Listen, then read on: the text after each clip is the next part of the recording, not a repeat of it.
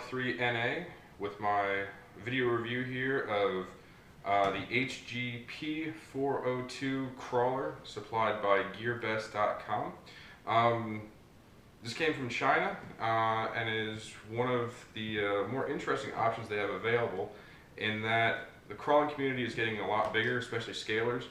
So this kind of slots in directly with it. After taking a look at what was available on it, I was drawing a lot of conclusions comparisons between this and my Axial SCX10. So I decided it would be a great option to take a look at and kind of do a comparison for a really cheap crawler option. The nice part about this is that it sells for about $83 right now with free shipping that they've got on their website. And taking a look at the pictures, it looks like a lot of parts might swap between the two of these. The other nice option for this is that it does come fully ready to run, so it comes with a battery, speed control, motor, and controller all in one box. I don't remember if it actually comes with a charger or not, so as we open this up, we'll take a look at it. Some of the quick mechanical options that it talks about on here. It does have an adjustable motor mount, so you can put in brushless motors just like you normally would. It's a 540 motor, so that's pretty standard for anything that's 10 scale. The receiver and transmitter are 2.4 gigahertz, so you're not dealing with any AM or FM radios, which is actually really nice for this. It does come with a 1500 milliamp hour battery.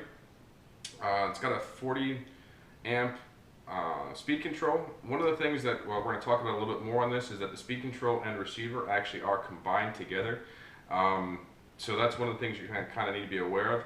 It does have a couple of cool add-on options though, one of them being that you can do a high-low from the transmitter with a separate servo, and you can also actually expand this up to, I think it's about 10 wheels. They actually do sell another version of this that has 6-wheel drive, so it's basically your two normal wheels, and then you add on an actual third one. It does come with bead locks, got some nice long stroke shocks on it as well. So that being said, let's dig into it here. I haven't opened this before, so you guys are going to see it just as I do as I'm opening it up, kind of what we're in for. It was packaged actually really well, coming from China. Looks like there's going to be a charger in here as well, because that's a charge adapter already for the US plugs, it looks like. Open this up here.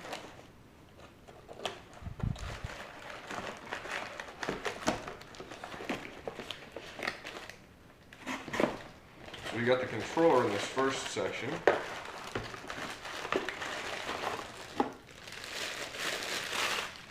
Kind of standard controller there.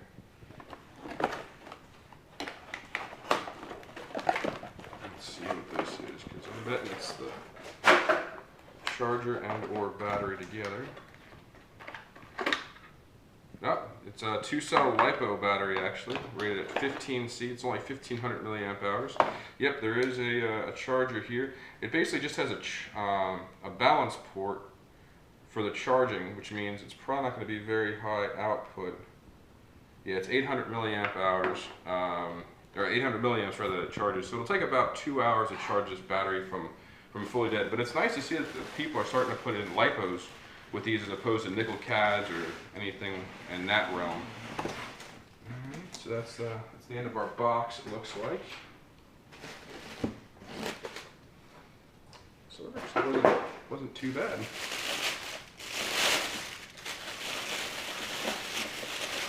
Now, as I was doing some research on this, I did notice another YouTuber had got one of these in and did a really brief look at the car overall, and these actually are 100% legitimate bead locks.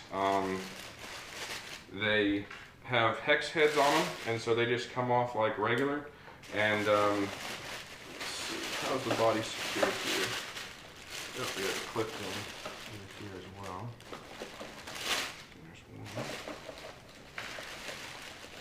So they actually are 100% bead locks. I don't know if they're plastic or metal, but I'm sure I'll find out once I take this apart. Like the Dingo, it comes with 5 wheels and tires.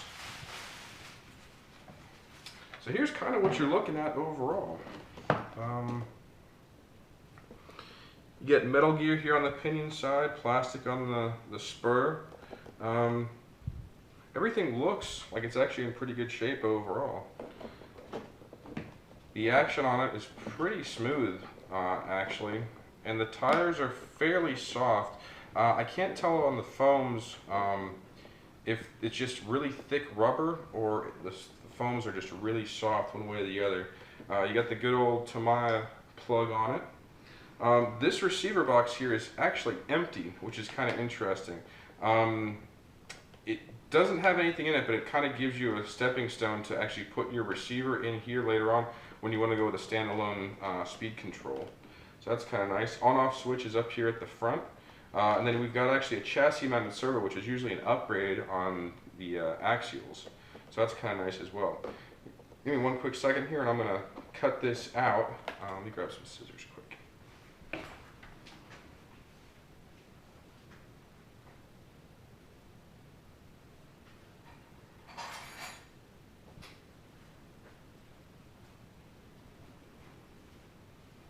Once I get this cut out quick, I'll put it on the table here and I'll do a side-by-side comparison between it and the Axial SCX-10.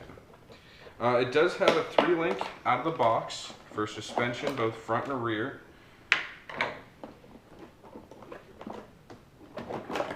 we go, just lift straight out. And here we've got some additional bonus items, it looks like. Sticker sheet, a little bit of a tool bag, some spare screws, and wheel nuts, that type of thing. So now it's out of the box. Let's move it back some. Yeah, the suspension's actually really soft. Has pretty decent articulation. There's actually a little bit more in there that it could go. So all in all, actually not too bad. Does have a whole lot of flex in the chassis. The frame rails on this are plastic, front to back, unlike the Axial, which has metal frame rails, both front and rear. It's interesting how they did the bumpers here. They're actually dropped front and rear.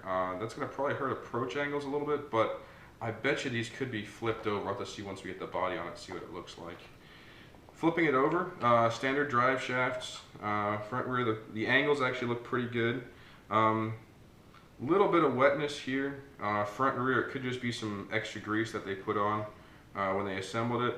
The center plate looks a lot like the Axial. I'm really anxious to see if you could put a regular transmission on here and see how that would work out, because if so, this would really be a great crawling option for people to upgrade as they're going along and get more serious about it. But just to get you out in the trail would be fantastic. Here's what I was talking about in the rear, where you can branch off and actually add more axles, and actually has the same thing here in the front. They make it look nice, have a little bit of a brake disc look on it, cross-drilled pattern if you will. Got some loose wheels here, but nothing that probably wouldn't be, yeah, you probably want to actually tighten those up before you went on there. So anybody who's looking to get this right off the bat, probably just take it apart a little bit and kind of check everything out. Gear mesh seems a little bit tight. It does have a slipper on here. But like I was saying before, probably go through the whole thing and just make sure everything is nice and tight before you go out. It sucks to go out the first time and lose a wheel right off the bat and round out a hex or something like that. So that said, let's do kind of a couple of comparisons, if you will. So here's my stock dingo body. I went and I dug it out from the RC closet, if you will. And side by side, you can see they're pretty much bang on. I'm lining up here with the wheel arches. They both have nice fender flares on them. The axials are a little bit wider overall. I did take the windshield off mine, or I didn't put it on, I should say, the starting point. But really, it's kind of nice. They've got a steering wheel here, an actual steering wheel. The roll bar looks about the same. Actually has a couple of different screws in here, so you could take out part of these or cut it down and make it look a little bit different. Just run the front half as opposed to running the full cage on the axle. You could take it actually off from the rear back, it looks like. On the inside, mounting looks pretty good. The mounting holes look like about the same here, so you know what, while we've got them both here, let's throw it on and kind of see how close we really are on all this. Alright, so with the fronts kind of, sort of There's one and there's two. All right, the fronts line up identically. Looks like there's something interfering. It might be, yeah, it's the bumper in the front, limiting it from dropping all the way down. In the rear, again, we're pretty much bang on. So that's removed a little bit from the front, it looks like. Might be a little shorter here. Maybe these can be spaced out further forward, or maybe move these back a little bit, the body mounts. And so your bodies would line up just about the same. Overall, taking a look at this without running it so far, this is pretty nice for 80 bucks. If they sold a roller, it would be really nice for maybe about $50 or so. Take all the electronics out and do a DIY builder's kit. Then you could have your own receiver and speed control in here, along with your own brushless motor. If you like the brush side, hey, just keep going with it. So yeah, overall not too bad. Just as a size comparison, one of the things that I did do on mine was I installed the longer honcho links front and rear, and so I don't know if you can really tell from that side. Just a length difference there between the honcho and the dingo. This one is definitely off the dingo size chassis with the links, and also I don't see necessarily why you couldn't lengthen it out and run a couple of the other longer bodies later on. So what I'm going to do now is shut things down. I'm going to check the charge on the battery and get it charged up. Take off the plastic film that's on here and maybe slap a couple of stickers on there, and go from there. Quick shout out to the North Texas Land Rover Club. This is going to be your guys' club crawler once I get done with this review. So hopefully I can find out that this passes a couple of bash tests and that you guys can use it going forward. So until next time, thanks guys, and check out gearbest.com for the P402. Thanks. Okay, so quick follow-up on here. There was one or two items that I think I missed that people, when you're first unboxing it, that you want to know right off the bat. And I meant to touch on this before. There's a selector switch here, actually. That high-low range I was talking about is right here in the center. So this would be high and that would be low, I believe. Trying to roll the car back and forth, actually, it won't roll evenly. If I do it through the transmission, though, just spinning it back and forth, it will move freely. So that was kind of interesting. I wanted to check to see if there's any binding in the transmission maybe before I run this. The other thing is that you are going to need, it does come with almost everything you need in the box, minus batteries for the remote. You're going to need 4 AA batteries right off the bat to get running. Past that, it actually looks pretty good. Looking at the links that they have set up here for the shocks, they're the same length as the axial again.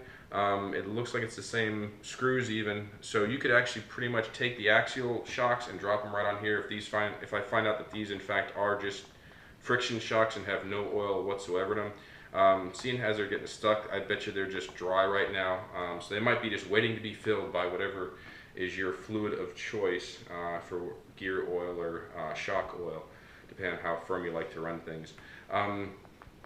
The skid plates on the side, again, I think these aren't going to fit the axial. Taking a look at both of them side by side, the bolt pattern is different. The screw heads, where the screws are just different for the mounting location. So I don't know on if they're going to fit or not.